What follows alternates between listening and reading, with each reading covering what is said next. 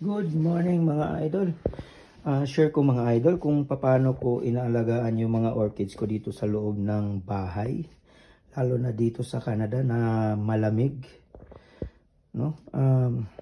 So dito lang talaga siya sa loob ng bahay mga idol. So nilalagyan natin siya ng yellow. Diba? Tagda 2 cubes yung bawat isa mga idol. Yun. So, lalagyan na natin siya ng yellow every other day mga idol. Wag naman every day kasi namamatay siya. Tapos, hindi din siya pwede diligan. Namamatay din siya mga idol. So, ganito lang siya. Yellow lang po talaga nilalagay natin. Every other day lang siya mga idol. Tapos, wag damihan kasi para hindi masira yung ano niya. Ayun, so ngayon namumulaklak na siya mga idol. Kakaumpisa lang kasi kakaumpisa lang din summer dito. Ayun.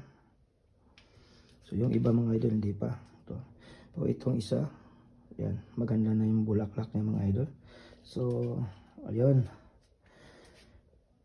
Yung mahirapan nga mga idol, try nyo lang lagyan ng ice yung gamitin, wag tubig. Yan, try nyo mga idol kung effective din ba sa mga alaga nyo na halaman.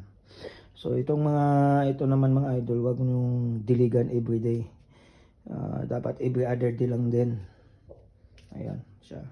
Kasi wala ano lang hindi naman siya naiinitan. Dito lang siya sa loob ng bahay. Ayun. Okay mga idol.